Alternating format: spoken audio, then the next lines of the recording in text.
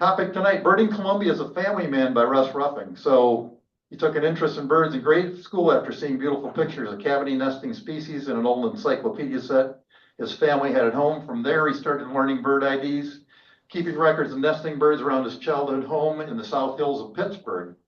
By his teens, he was surveying with the Washington County coordinator for the Pennsylvania Breeding Bird Atlas.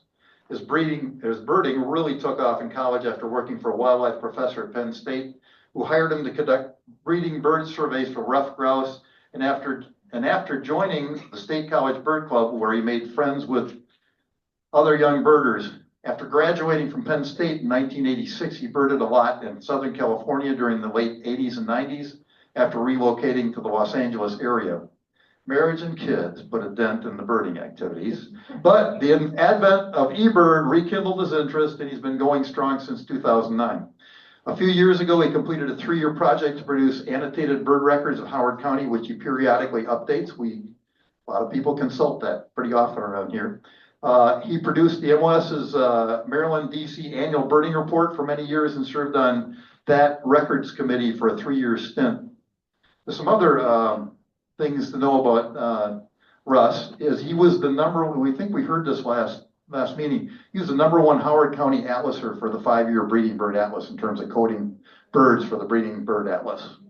He's really knows his craft. He also does night flight calls, so if you want to know how to do that kind of stuff, that's something he does a lot of. And as I mentioned earlier, he's the Group Me Rare Birds guy. So I think I'm going to let him just do the introduction from there. Russ, it's all yours.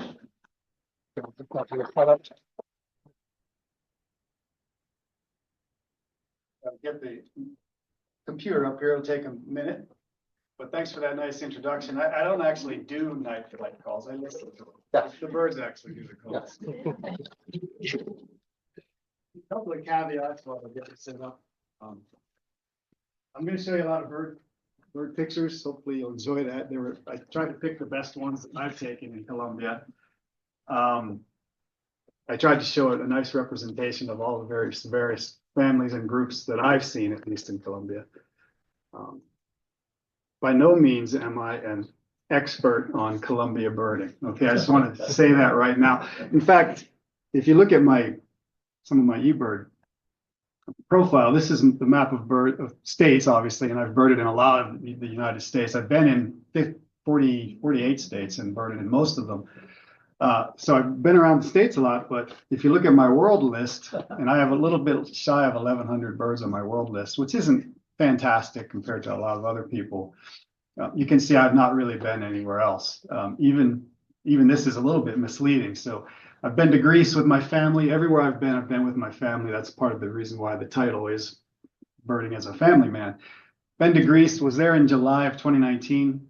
One of the birdest poor places I've ever seen in my life. I was on the mainland. I was on 2 different islands. I had 37 species in 10 days. I can get that watching my feeder in winter over breakfast here in Howard County. So I was really disappointed by that. I've been in Germany. I got 3 birds from the airport terminal. That's what that blurb is.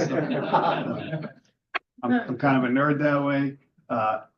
Even the one, the Mexico, I've never actually birded in Mexico, but I have 57 species. I got them from standing on this side of the Rio Grande River, I guess, in South Texas. But they counted because I saw them on the other side. 11 birds in Panama, again, from the airport terminal. I have been to Costa Rica with my family. I've got 137 species or so there. And I have been to Grand Cayman, and I was able to see all the endemics in Grand Cayman birding by myself. So I was happy about that. But this is obviously talk about Colombia. I'm going to have a little difficulty scrolling down to see my notes, but I'll just go without it. So I'll give you a brief overview, really, of Colombia. By the way, my daughter moved there in 2022, in September of 2022. She moved down there with a friend. Really was just going to go there for 7 months just to check it out, something to do right after college. She ended up staying, got married to a very nice Colombian man.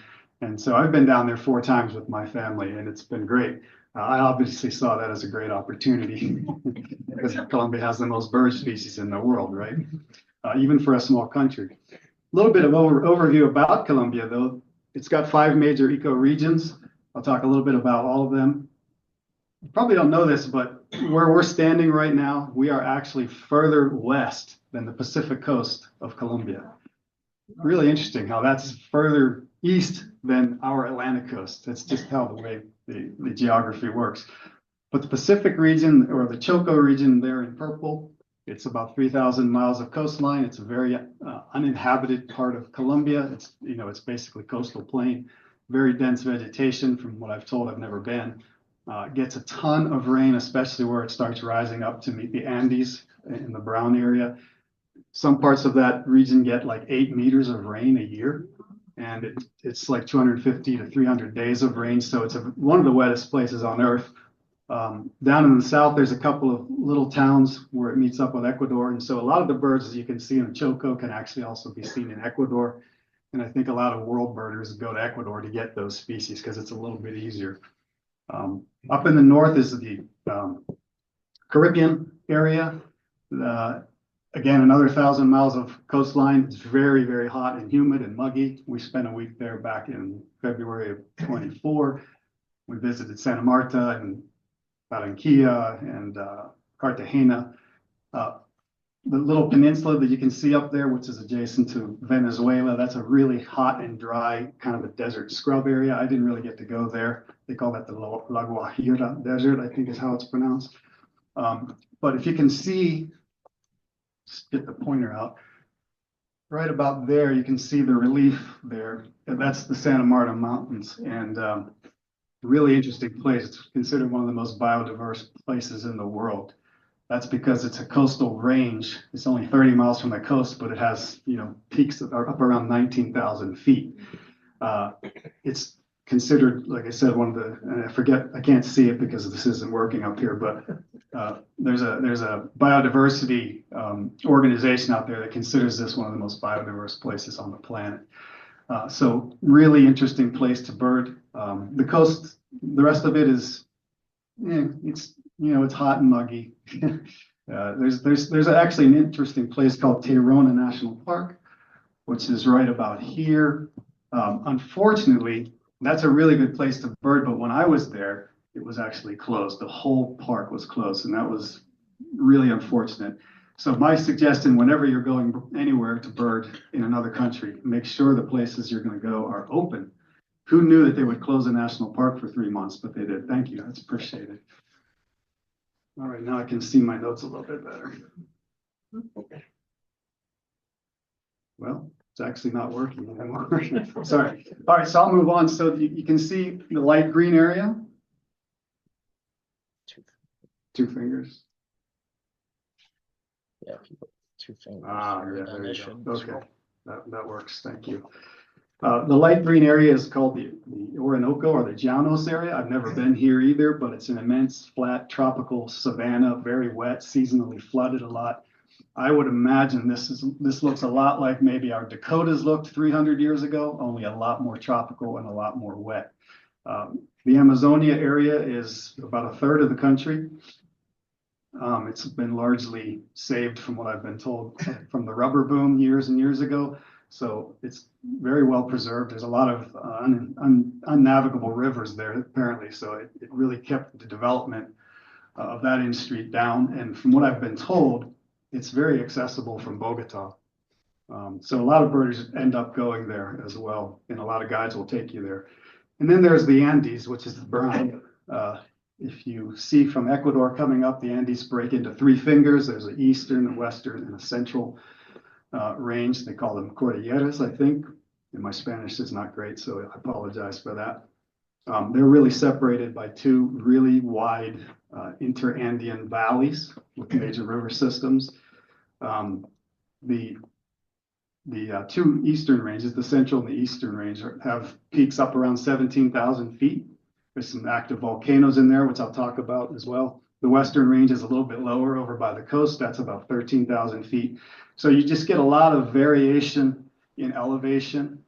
This is one of the considered more, in fact, there's more endemics, I believe, in the Andes region than there are even in Santa Marta. So I think somewhere on the order of 50 different Colombian endemics are in the Andes region. And that is where I did most of my birding. So my daughter lives in Quindío. These are like states. My daughter lives in the smallest one, which is Quindío department. That's where I've got most of my birds. And that's where my favorite bird guide, who I'll talk about in a minute, lives. So I've birded a lot in the Andes region. And as I said, I was up in the coast for a week and got a little bit of birding in there as well with my family. So how to prepare to go birding in a place like Colombia, right? Of course, this is a great book. I have it. It's a really, really nice book. It's very comprehensive. It's beautifully illustrated, very thorough. But keep in mind, there's over 2,000 species in Colombia. Trying to learn those in a book, in my mind, it just doesn't work for me. So what do I suggest? This is how I do it. I go to eBird. And you can go to eBird and pull up bar charts of any place on Earth, right? You can pick a specific hotspot.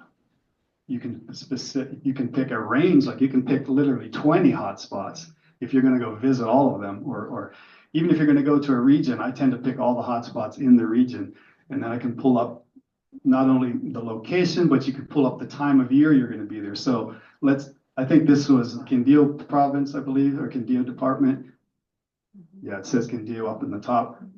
I picked this for November. This was my first trip, November. So it shows all the birds you can see in that department in November, but it shows them the bar charts all the way across the dates, right? So if it shows up in that month, it's going to show up in these bar charts, and you'll see how it shows up across all 12 months. And they're taxonomically arranged. So what I think this is great, because you see similar birds next to each other. You just simply bookmark this, you click on them as you go, and you see all these species. You can see all their plumages, real live photos. You can actually listen to their vocalizations in eBird as well. To me, and then you can, if you want, you can just focus on the ones that are really, really going to be most likely to run into. And that way you at least go there with a pretty good idea of a lot of the species. This works for me. I don't even take this book when I go to Colombia anymore. I just use it as a reference, and it's great for that. But to me, this is how it works best. So that's my suggestion if you're going somewhere where you've never been. So where to go birding in Colombia? Again, I'm not an expert. I'm just going to tell you how I approached it and how it's worked for me. As being a family guy, I didn't really get a chance to bird a lot with guides, certainly not on long-term trips. I would love to go on like a 5 or 10 day guided tour of someplace, but I just haven't done that yet. I plan to do that. But this is how I approached it in Colombia. A number of things that I kind of focus on: local urban parks, touristy areas, ecological lodges and fincas. That's a farm. A lot of places in Colombia have been converted from old farm systems to, not farm systems, but old farmhouses and properties to, basically they're on Airbnb and you can rent them. And a lot of them are still working farms too. And then the big natural recreation areas. But really, when you go to Colombia, if you've never been, and by the way, I didn't ask, how many people have been to Colombia? Anybody? Just 2 people? Okay, well, you might understand a little bit of the challenges then. I'm going to try to talk about some of those.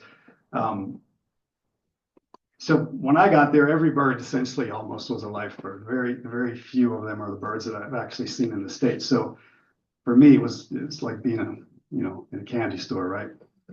So I'll kind of just tell you how I've approached it. So here is Armenia. This is where my daughter lives. It's a city of about 450,000 people, not a very big city. But right in the middle there, you can see Parque de la Vida. Now, it doesn't look like much, does it? It's just a little green sliver, kind of goes up. By the way, Bianco is a great restaurant. It's my favorite one in Armenia. But you see this little green corridor. You think it's not much, right? And it's a little stream valley, by the way. This little park has a species list of 274 species. That's more than we get in the county in a year, right? So I've been in this park, I think 6 times, mostly by myself. It was literally a 10-second walk away from Armenia Hotel, which is where we stayed at the month my daughter got married. Just bop right over there. In the morning, you can see 60, 70 species. My park list is 101. And for a small city like Armenia, again, population of less than 500,000, I think places like this can be very good and productive places to bird, and they're pretty safe. I've always felt safe here. If you were in a larger city like Bogota, I don't know. I don't know if an urban park like this would be safe. My son-in-law says that if you're in Bogota and you have your phone out, it can get stolen right out of your hands. So exercise caution, know where you're going, make sure there's going to be a lot of people around, and there typically are here, or go with someone and you should be okay. That's my suggestion. So here's a couple of birds that I saw in this little park. Imagine that. This is Parker's antbird. It's an endemic to Colombia. This was named after Ted Parker, a famous ornithologist who died in a plane crash in Ecuador in 1993. But this was the last bird I got on the last day I was in Colombia. It was the day after my daughter's wedding, and I really wanted to find it, and I knew it could be seen there, and lo and behold, it was seen there. I don't know how these are looking on the screen. They're blowing up a little bit, so they're going to be a little bit fuzzy. So Parker's antbird was a great endemic. Another great endemic was turquoise dacnus or dacne. I don't know how they pronounce that exactly.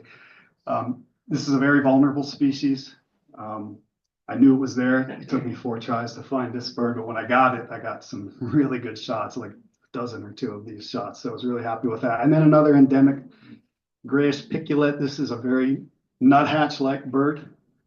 Behaves just like our white-breasted nuthatch here, but obviously a cute little species to see. A couple others. This is a very common bird in Colombia and South America, bay-headed tanager, but it's a gorgeous bird, and I really enjoyed this picture.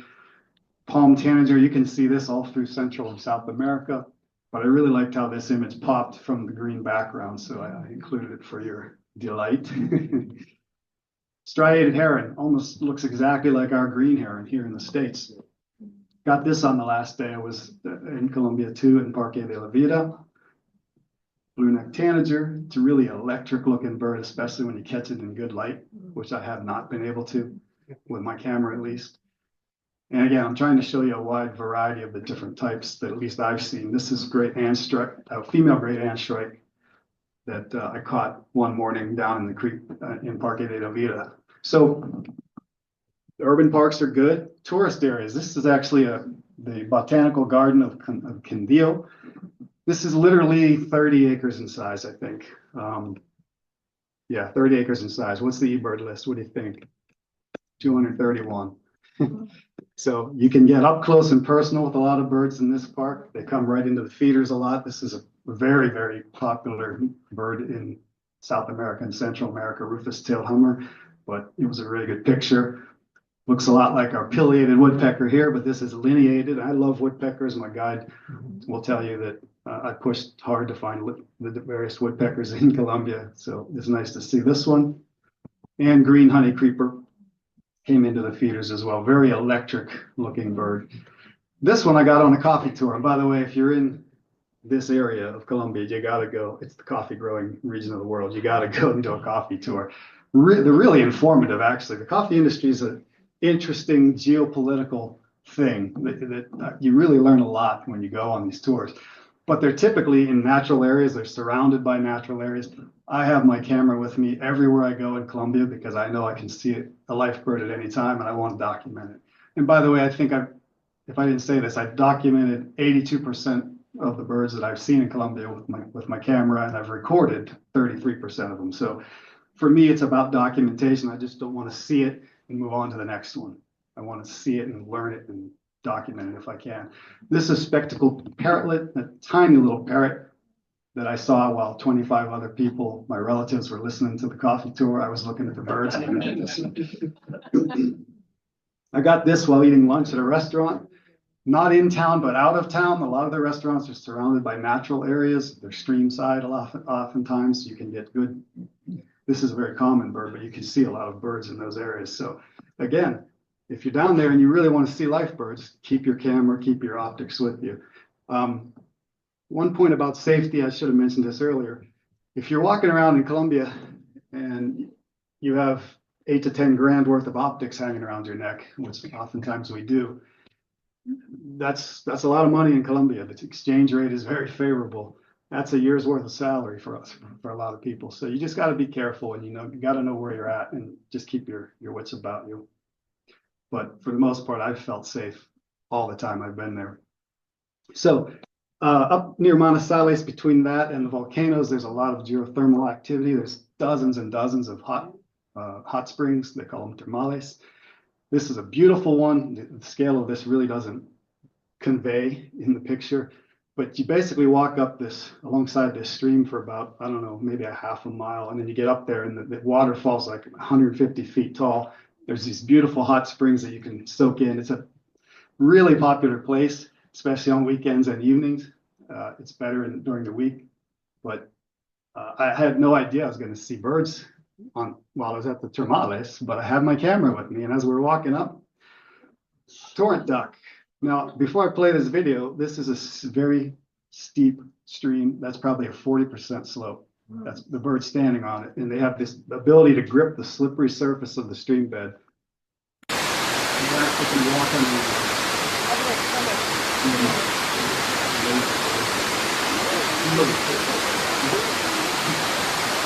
You really can't see how fast the water is moving there relative to the duck that well, but they're just really cool. And just a few yards up from that, I found my life white cap.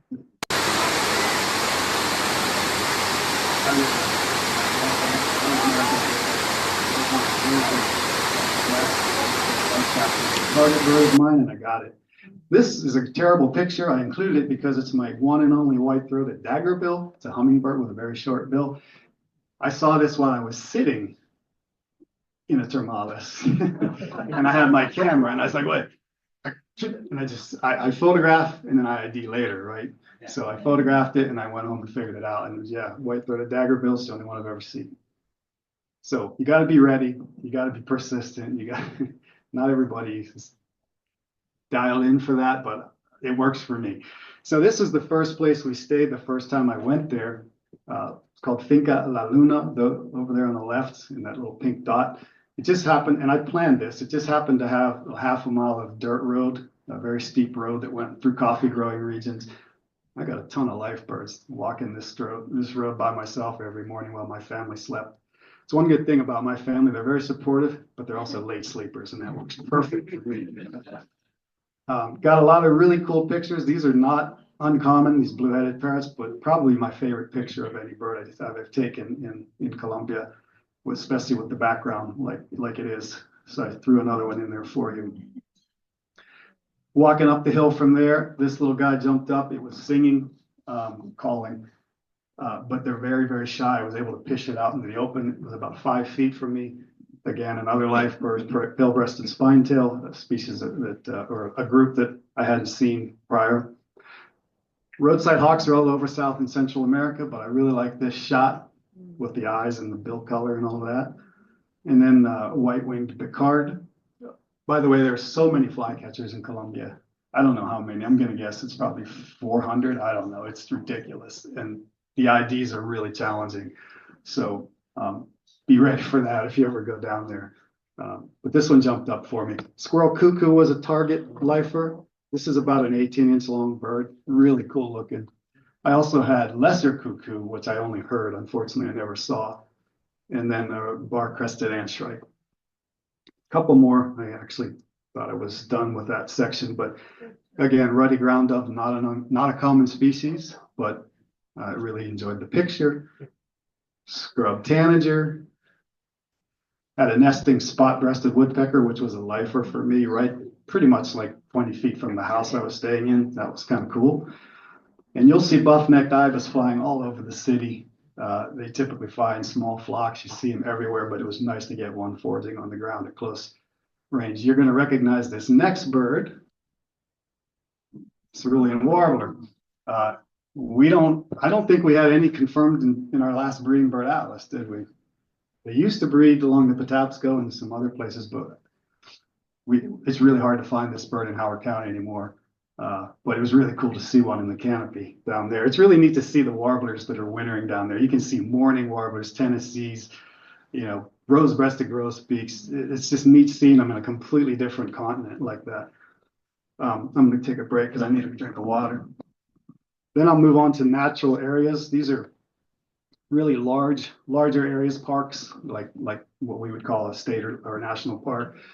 Usually these are away from population centers, but they're close enough that they're like an hour drive or so. Easy to get to. The roads are good typically. And most of them are in the process of trying to restore native vegetation. So that's nice. They're really going for increased biodiversity. This one is Valle del Cocoro National Park, one of my favorite places. I've been there 4 times. It's a great place to bird. It has a bird list of over 400 species. It's really close to Armenia. It's a little tourist town called Salento. And again, I've been there 4 times hiking it, each time with my family. This is kind of how it looks. These tall palms are called wax palms. A lot of species like yellow-eared parrot are very dependent on them for nesting cavities. But this is a lot of how the mountains look in Colombia. You can see there's been a lot of clearing. There's a lot of cows and grazing going on, but then you see these pockets of forest that, you know, in some cases are being, you know, they're trying to regrow them and close those gaps. But this is typical mountainous, at least where I've been, Colombia. This particular place offers miles and miles of hiking opportunities. I'll get to that in a second, but this, I can't even tell you, like, explain how big this is in real life. It is just monstrous and massive. In fact, most of the time it's enclosed by cloud cover because this is cloud forest. That's what it normally looks like. Just play a quick video for you.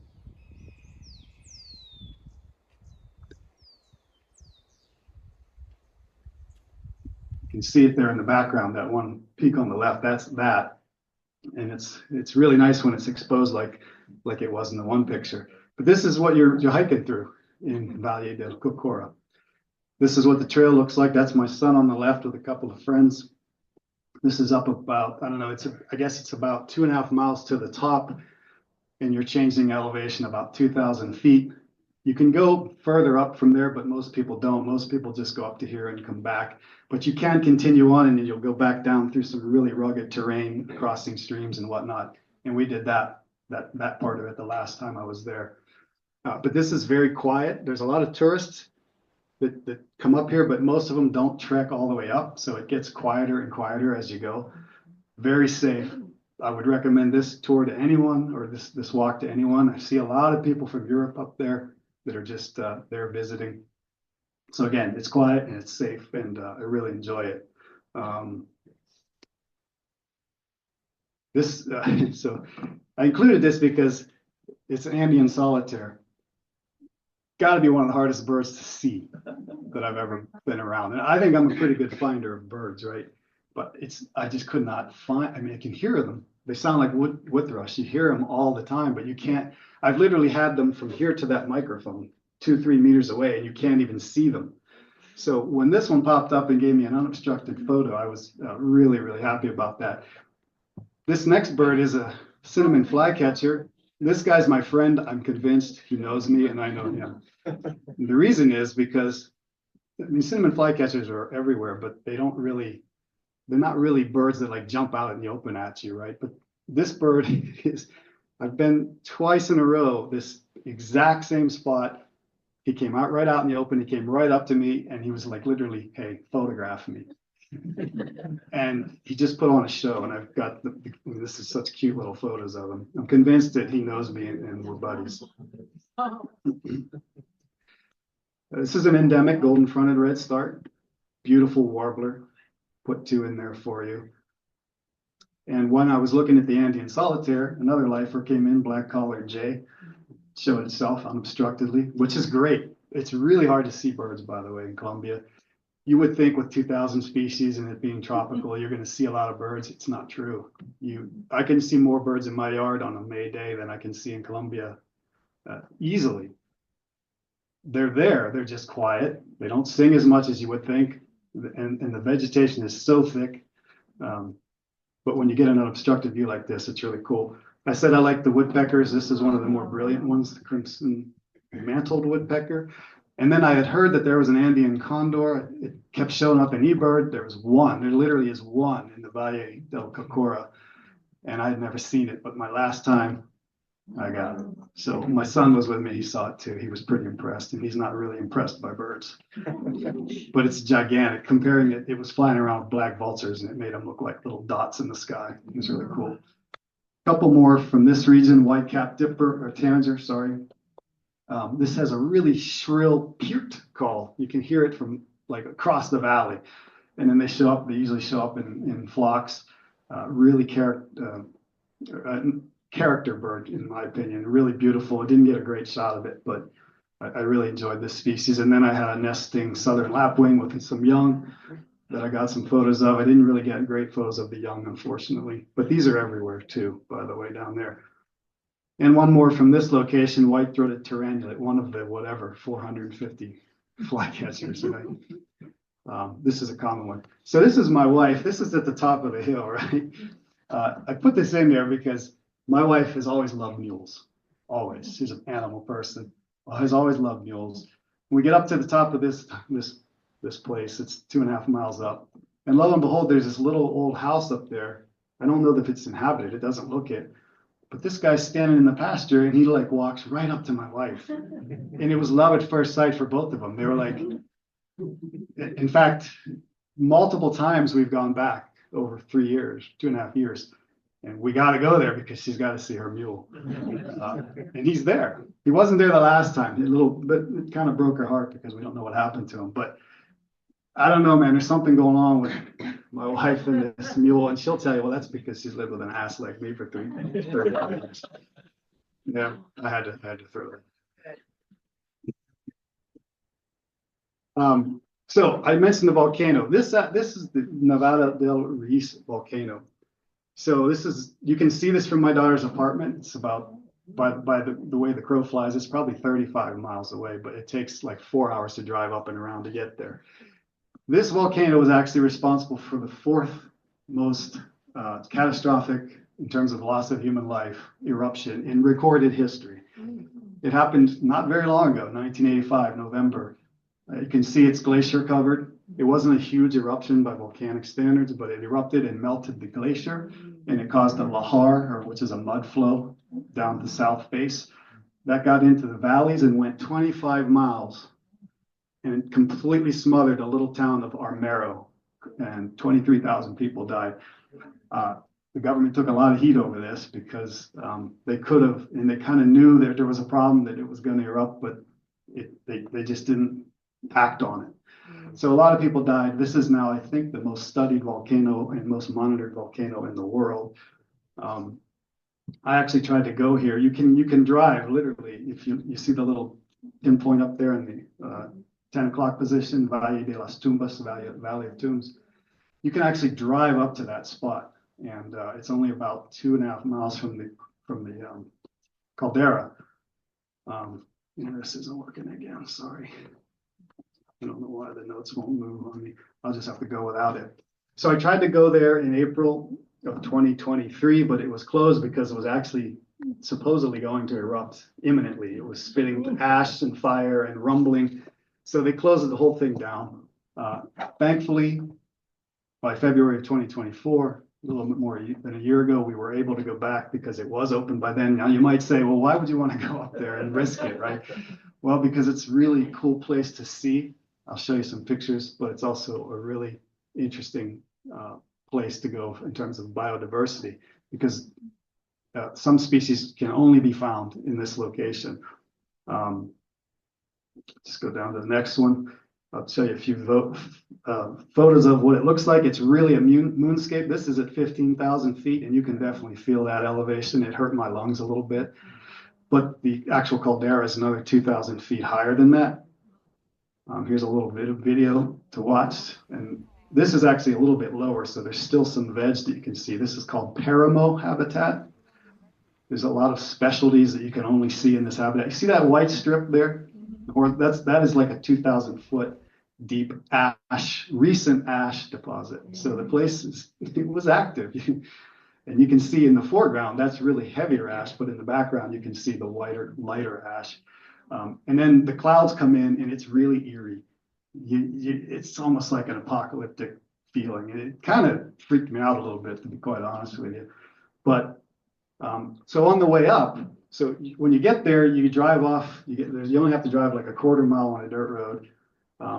There's Andean ducks in this lake and that's a high altitude specialist too. But you There's a little ranger station, and cars pull up and they wait until you have enough cars to take up to the volcano. And so while we were waiting, I'm thinking, I got to find this Buffy helmet crest. It's ground zero for this hummingbird that can only be found in this location. And they say anywhere from 250 to 1,000 of them are left in the world. So this is your one and only chance to get Buffy helmet crest. Couldn't find it. We went up to the volcano and we came back, and I said, look, I got to find this bird. So my family were like, okay, we'll wait around for an hour. And there it is. I got it. That's a nice male. Not great photos because it was kind of gloomy that day. But yeah, wasn't able to find it originally. But this bird may not be around long, quite honestly. It's disappearing. Climate change is changing the high altitude habitat drastically. So who knows? A couple of other high altitude specialties, stout-billed synclodes, plain colored seed eater, and then male. This is a female, Plumbus serafinch, and the male. This is a bird that I actually got from my driver's seat. I wanted to get this because I knew this is the only place I could find it. And I was driving up, and I had my camera on my lap while I'm driving, and I saw it out the window, and I just went and got it. And that's the only one I've ever seen, and that's how I got that life bird. All right, so those are kind of the ways the techniques I've used to see birds in Colombia. It's hit or miss, but that's how it works. But at some point, you are going to need a guide. You really, really are. This is a herpatic tanager, which is very confiding. As I've been saying, you can find a lot of birds in Colombia if you're persistent and determined, but if you really want to juice up your numbers, you got to hire a guide. A good guide down there just knows where to find birds. They're good at finding them because they're used to the vegetation, and it takes a little while to get used to that. Like I said, I feel like I'm pretty good at finding birds, but it's a whole different ball game in Colombia. The birds are there, they're just shy and hard to find. So I don't know how you make this work every time, but it stops working for me.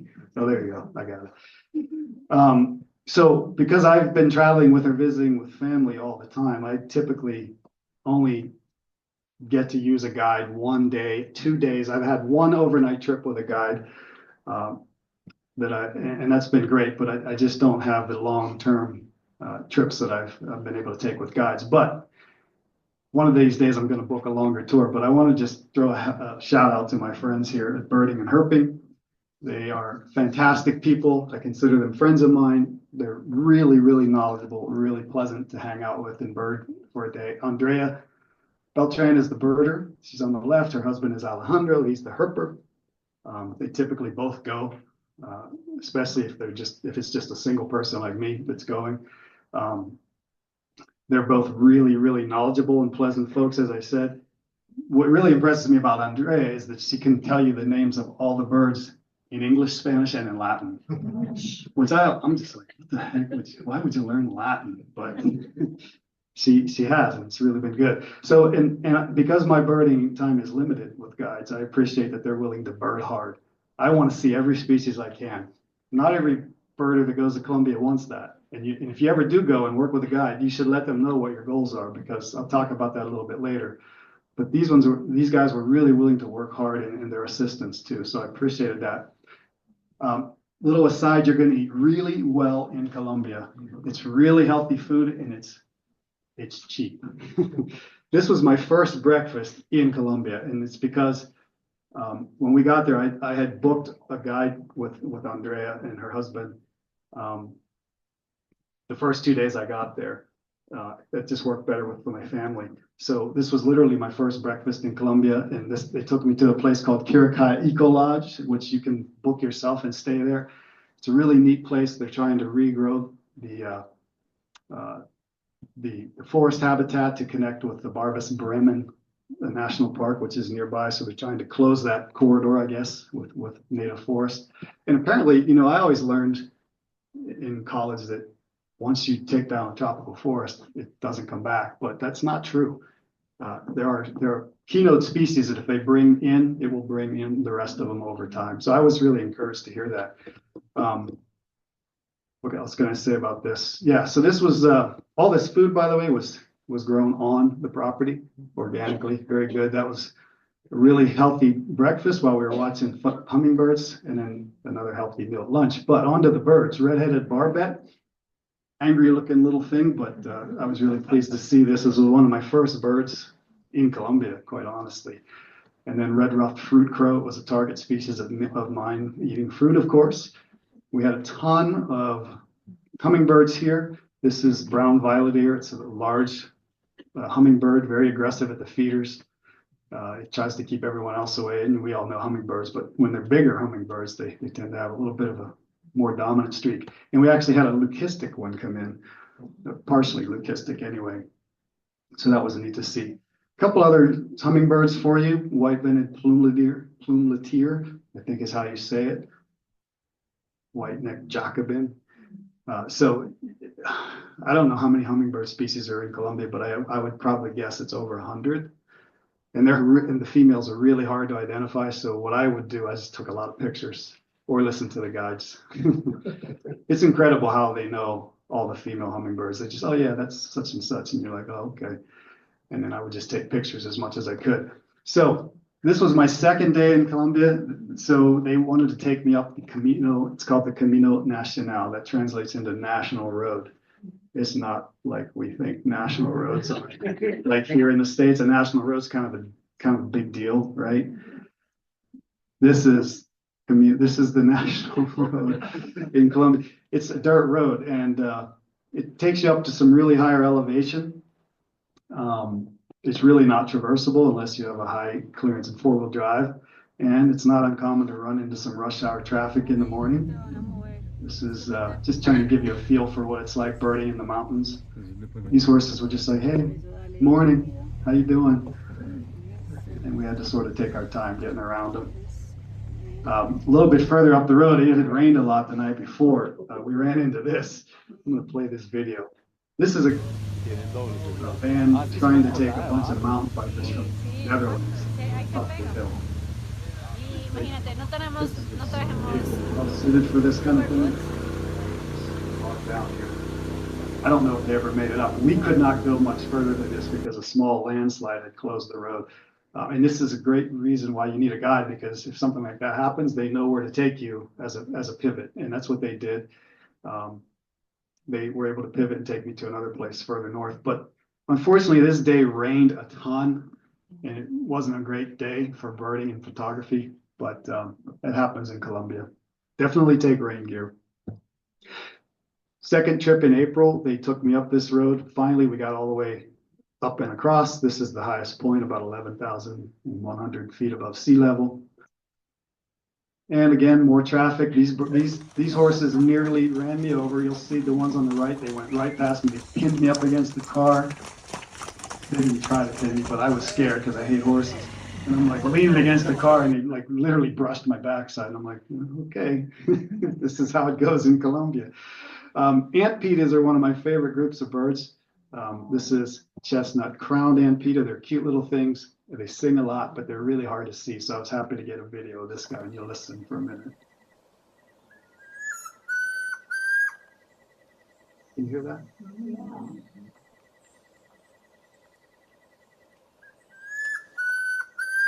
I just think they're the coolest. This is chestnut crowned, and here's a chestnut naped. Sounds a little bit different, but they just have really interesting calls.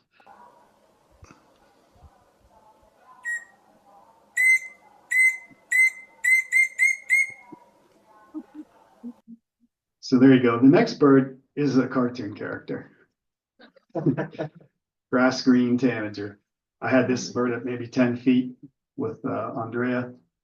Just love this picture, especially with the greenish background. Here's another look at it. He was checking me out. Green jay you can actually see in South Texas here in the States, but they're all over the place down there. So I thought I'd throw that in. This is masked trogon. Didn't get a great frontal of this bird, but it was nice to see.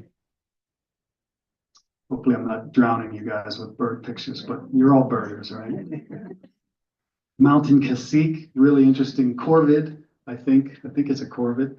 It certainly looks like one of our crows, and it's a little bit smaller than one of our crows here in the States, but really colorful and really got a lot of personality. This is a red-crested cotinga, which I had to track for a while to get a good shot. It was very shy, and I finally got it out in the open, and I was really happy about that. Here's one of my favorites, the scarlet-bellied mountain tanager. It's a bigger. The mountain tanagers generally are larger birds than like what we would like one of our scarlet tanagers, for example. They're just bigger and more robust. Didn't get a great picture of it, but it was a beautiful bird nonetheless. Here's a southern emerald toucanet. It looks gigantic, right? But it's really not. It's just a small little guy. But it's got that big schnoz on it. It's not that small. I guess it's probably blue jay size for reference. But the next bird is a gosh darn toucan. These are much bigger. This is a black-billed mountain toucan. And a couple more from this location, blue-backed conebill and white-sided flower piercer. The flower piercers are interesting because they have a really interesting bill structure, which allows them to feed on flowers. They're very specialized for that. In April of 2023, Andrea and her husband took me to Mistrato, which is in Risaralda department.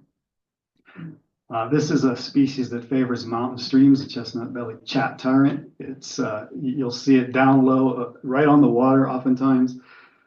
It has a very loud, piercing call that you can sort of figure out, oh, okay, they're here, but they're hard to find. But even in dark, or hard to see rather, even in dark lighting though, the eyebrows on their head, it's almost like two headlights. You can see that flying across the stream, but you can't see the rest of the bird. There's a little video of it sitting.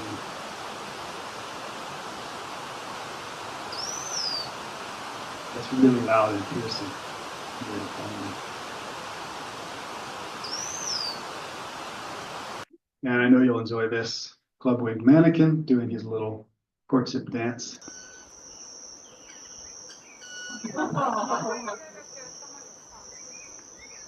Toca bloquear desde adentro. But they're really charming. This is one of my favorite birds. Why? Because I'm a Pittsburgh Steelers fan, and this is my color. Black, gold, and a little blue on the helmet. That's Pittsburgh Steelers. So it's black and gold tanager. It's just a beautiful, gorgeous bird. Here's another bird, picture of it from the back. I know you all are probably Ravens or not Redskins, Commanders fans.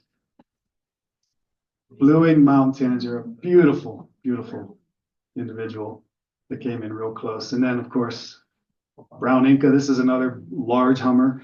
It's fairly dominant. I was really happy to get a wing stop action photo here. I'm getting there. I promise we're coming to an end eventually. Got orange-breasted fruit eater, beautiful bird. Crowned wood nymph, another really iridescent hummingbird. They're all very, very colorful, the males especially. This is golden tanager, came in close to the feeders. Again, I mean, these are just like, I'm showing you like 5% of the species that I've photographed. I just tried to pick the best ones. I was bummed that I was great to see this quetzal, but I didn't see a frontal, which is really like fire engine red. Unfortunately, that would have been a great picture, but I didn't see it. This one actually caused a little bit of stir, purple-bibbed, white-tip female. It was much further east than they normally find them that day, and I think the guides were like, "Hey, wait, that shouldn't be here." So that was neat to see. And then a nice ornate hawk eagle flew over while we were watching the hummingbirds. A couple more from this location: saffron crown tanager, thick-billed Euphonia male. And then this bird, velvet purple coronet. Depending on the angle, it looks like incredibly purple iridescent like this. And then when it turns its head, it looks like it's a blackhead. So same bird, but you can see how it changes with the sunlight. This is a female violet-tailed sylph. I actually have seen the males and they're beautiful. They have like a foot-long, brilliant violet tail. I just don't have a great picture of one. And then a little bumblebee, Western Emerald. This thing's no bigger than our big bumblebees. So really cool. It's a little jewel. Oh, a couple more. Hold on. White-booted racket tail. You can see the white boots and the racket tail. It's aptly named. And you probably recognize this one. So this is actually one of the most numerous species. I mean, I saw so many black-burning warblers in the winter anyway down there. And it's really odd to see so many down there because, you know, here we get them, but they're one of our least common warblers in migration, right? So when we see them, we're like, oh, it's great. We got the Blackburnian, but down there, they're kind of everywhere. And again, you'll see Tennessees, mornings, you'll see redstarts. What else? Oh gosh, I can't think of some other warblers, but it's really neat to see them on their wintering grounds. All right, getting to the end. This is Santa Marta Mountains. I was there in February 2024. I hired a guide for one day. That's all I could spare. They picked me up at 2 a.m. in the morning to get me at the top of the mountain by 6 by dawn. That's the best time to see this, all of the endemics up there. I can't even tell you how rough this road is. I'll just play this video. You can't really see much here, but I have another one later that I'll show you. But a little bit after I took this video, I'm going to show you in a minute what happened. We had stopped. My guide was trying to find Santa Marta screech owl, and I had my phone out because there was a mottled owl calling, and it's pitch black. You can't even see your hand like here. I had my phone out recording a mottled owl, and I guess the light from my phone attracted some insects. So I'm sitting there, and all of a sudden I felt this, like somebody took a feather and just went across my lip, like really lightly. And of course I went like that. And it freaking stung me right here. And it hurt so bad. And I was like, what was that? And the guy behind me is like, it was a big tropical wasp. He said it was like this big. So I'm sitting there going, oh man, okay, I've been stung by 300 bees, hornets, wasps. Never had a reaction, but I don't know how I'm going to react to a tropical wasp, right? And I'm 3 hours from anywhere. I'm thinking, is my throat going to close? Am I going to die? I was really scared. And it instantly made my whole face and my throat and my head just ache. And then it all went numb. And I'm like, man, this is not good. I'm like, do you guys have any first aid? No. Nothing. So I was scared. I was legitimately scared. So what I did, I took a picture of myself to see what the heck happened to me. And you can see where it got me. And my lip, that was like 10 seconds later, and my lip's already ballooning up on me. 30 seconds after this, my guide finds a Santa Marta screech owl. So I jump out, I'm hurting like crazy. I'm like, shine a light on that thing. And I got the photo. And the funniest thing is, does anyone ever use BirdStat? Anyone ever heard of it? I highly recommend it. Just go to birdstat.com or .org. You can upload all your eBird data to BirdStat, and then it will print out a bunch of, it doesn't hold the data. So as soon as you log off, as soon as you change browsers or change websites, it goes away. But it'll print out all this data, really cool data. And it tells you, it'll give you a list of your global rarity ranking. So it'll list all the birds you've ever seen in your life by species, according to how rare they are globally. This is number one on my list. Out of 1,186 birds that I've seen, this is number one on my list. So I paid for it. So if you go down there, even if you don't, and I'm going to do this from now on, I'm taking an EpiPen. Oh yeah. You just don't know, right? And I told the guys, you guys got to have some first aid on your van. Like this is for real. You never know. In fact, 11 of my top 16 global rarity ranked birds I saw on this very day. So go to BirdStat, download your eBird data and run it through or upload it to BirdStat, and you'll see it produces some pretty cool stuff. This is number 2 on my global rarity list, and not a great picture, Santa Marta warbler. Unfortunately, this day was very cloudy and it was rainy, but it was really unseasonable for Santa Marta. They said this should not happen here during February, but unfortunately it was bad, terrible photography conditions. So you'll have to put up with some of them. Number 8 on my global rarity list is hermit wood wren. Only at the very top of the mountain there. You can actually see a band on that bird. See that? Yeah, I think they're studying those birds pretty well. Number 13, Santa Marta antpieta. They were throwing worms out for this little guy, and he came right in, even though it was almost pitch dark. I had my ISO boosted like all the way up to get this shot. I didn't know it at the time, but this is actually pretty high on my rarity list too. Flame-related tree hunter, number 16, and then another. Most of these are endemics, by the way.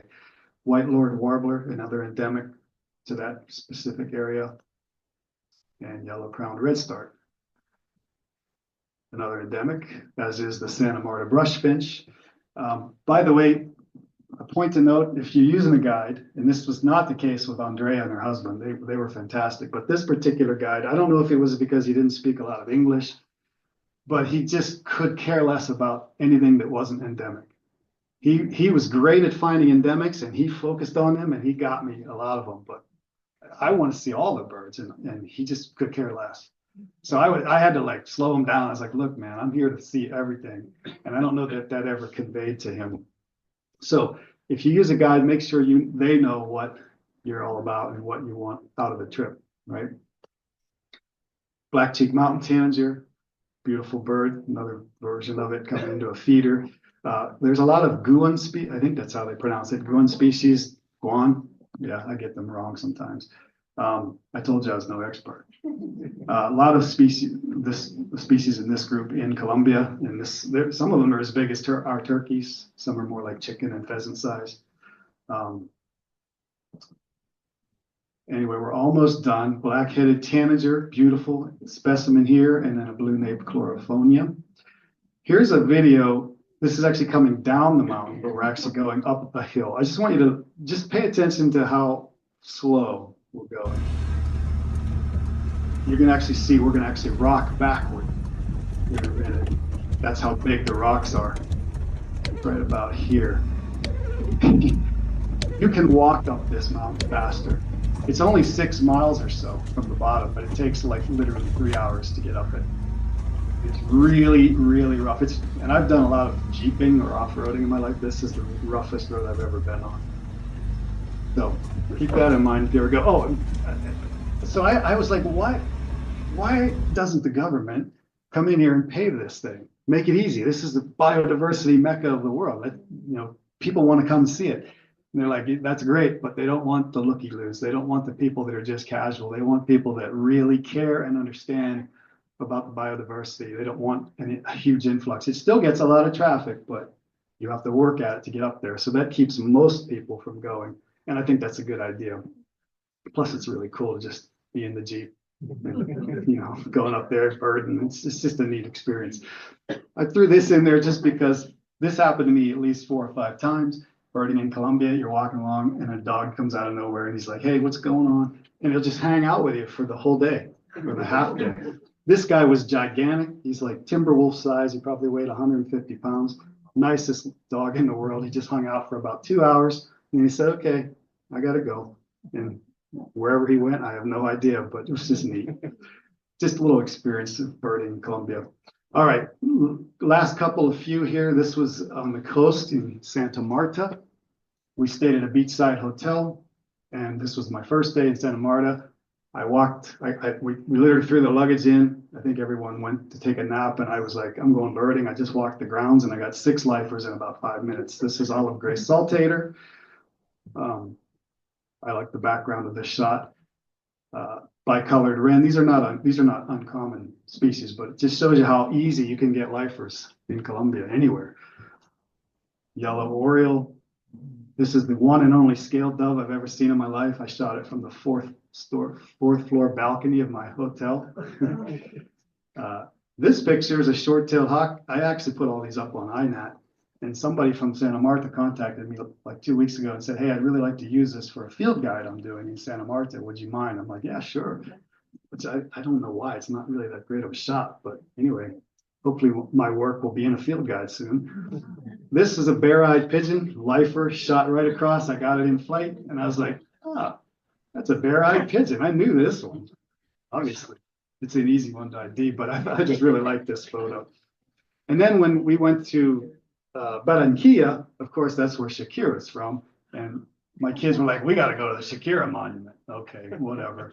Well, it just happened to be next to an estuary. So I got my camera out. I was like, I'll see you guys. By the way, the monument looks exactly like Shakira, and it's about 40 feet high.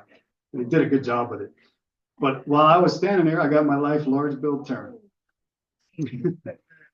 And a number of other like waders that I hadn't had in Colombia yet.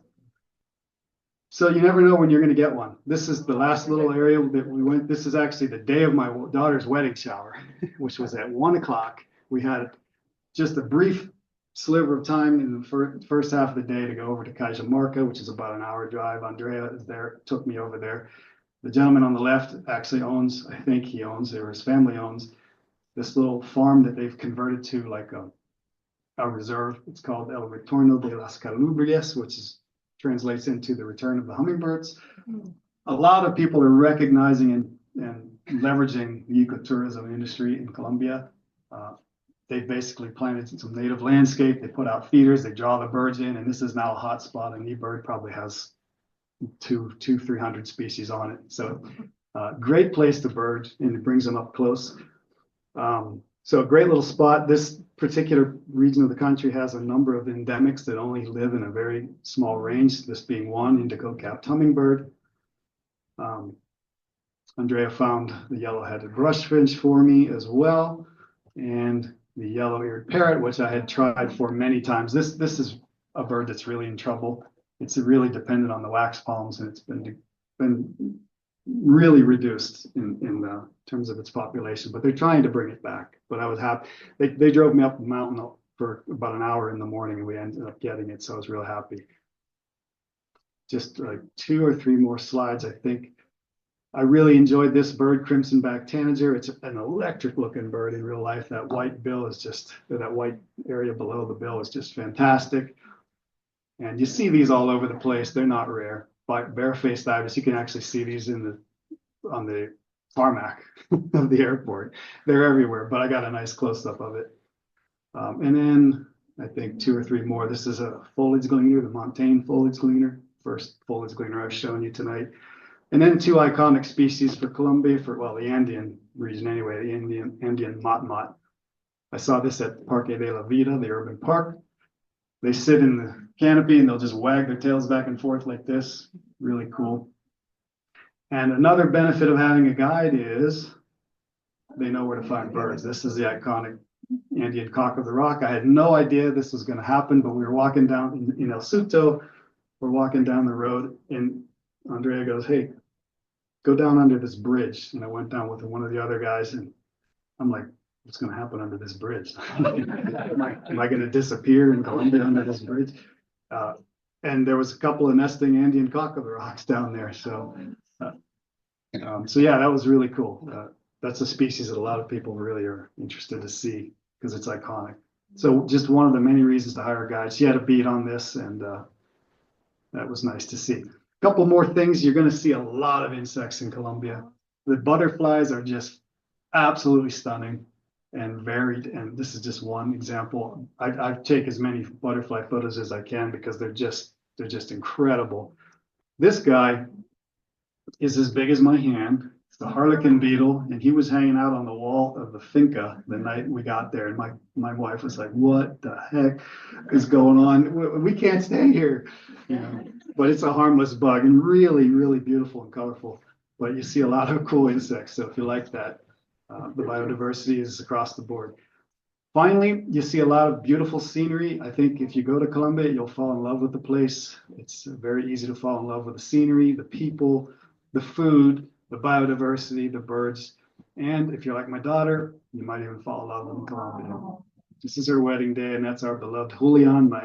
I call him my yernolito, which is my son-in-law. Really nice man. Couldn't be happier for my daughter. And that's all I've got.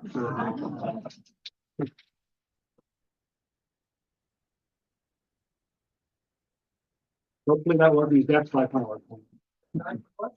I'll take a couple questions if anyone has any. I didn't put you asleep.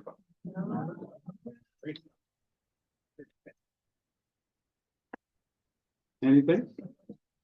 Mary? So she stayed down there. So that means you're gonna spend the rest of your life in Colombia.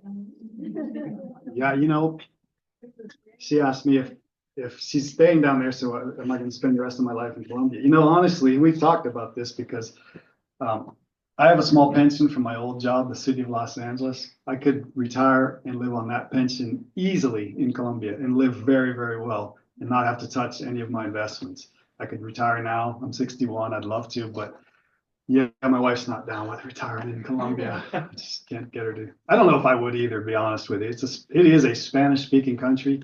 You go to the airport, they're speaking Spanish at you. They're not, you have to learn Spanish to live there for sure. So, it's it's a culture change. It's not a third world country. A lot of people think it is. I'd call it a second world. There are elements of it that are just as modern as here. But there are elements where it is third world like. You can find out in the rural some really rough areas that are just undeveloped, and there's a lot of indigenous still, very poor. But it's a great country. I like it a lot. Good. You took a bunch of sound recordings, I think, right? So how you coming on your sound file? Yeah, so I should have brought that. I meant to. I have a microphone. It's designed to record concerts, so it's got a really good sound quality to it. But I actually wore a belt and I hooked it to my belt. It was a certain specific kind of belt set up for this. So I actually wear that when I'm birding in Colombia, and I just have it running while I'm birding because I like to record the audios. I don't know 90% of what I'm hearing. And by the way, Merlin does not work in Colombia. It works, but it just doesn't know the species. It might know 5% or 10%. So it's really kind of useless. So it's okay to record them on Merlin, and I have about 200 files on my Merlin that one day I hope it will recognize them when they start building the species list, and that does happen. But yeah, I just like recording. I started recording about 5 years ago, and I've got a lot, but it's hard to know what you're listening to. Anyway, any other questions? All right, thank you.